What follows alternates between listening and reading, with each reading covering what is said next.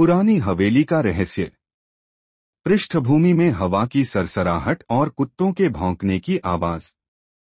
कहानी है एक छोटे से गांव की, जहां कोई भी रात के बाद उस पुरानी हवेली के पास नहीं जाता। कहते हैं वहां कोई है जो हर आधी रात को जागता है। धीमे से डरावनी संगीत।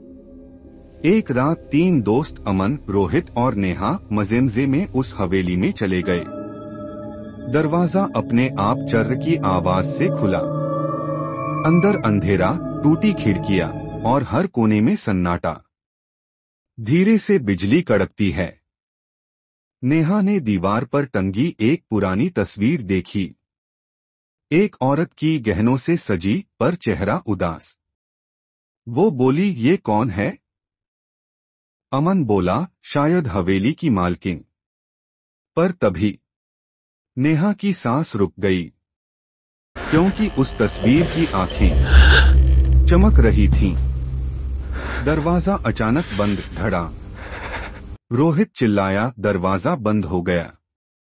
अमन बोला, शायद हवा से। पर तभी दीवार पर एक ठंडा, खून से लथपथ हाथ उभर आया।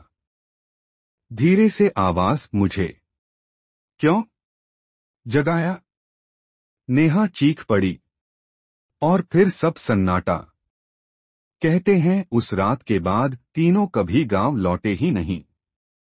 लेकिन डर यहीं खत्म नहीं होता। गांव वाले कहते हैं जब भी कोई रात में हवेली के पास जाता है तो उसे हल्की हल्की छाया दिखाई देती है, जैसे कोई उसे देख रहा हो। कुछ हिम्मत वाले लोग अंदर झांकते हैं, पर जो भी अंदर गया उसने कभी बाहर लौटकर सच नहीं बताया। कैमरा घूमता है, हवेली का खंडहर, टूटे दरवाजे, रोशनी के धब्बे। एक रात गांव का छोटा बच्चा राजू खेलते खेलते हवेली के पास पहुंच गया। उसने देखा एक छाया धीरे धीरे खिड़की से बाहर झांक रही थी। बच्चा डर के मारे कांप उठा, पर तभी उसने सुना धीमी आवाज, तुम क्यों आए? राजू भागा, लेकिन जैसे ही उसने पीछे मुड़कर देखा, दरवाजे खुद ब खुद बंद हो गए और हवेली से एक ठंडी हवा में फुसफुसाहट उठी, मुझे खेला मत छोड़ो। धीरे से बिजली चमकती है, कुत्ते भौंकते हैं। कुछ कहते हैं हवेली में अभी भी वही महिला भटकती है। उसकी आंखों की चमक, उसके हाथ की छाया, और अगर तुम बहुत करीब जाकर झांकते हो तो उसकी आंखों में अपने डर का प्रतिबिंब दिखता है।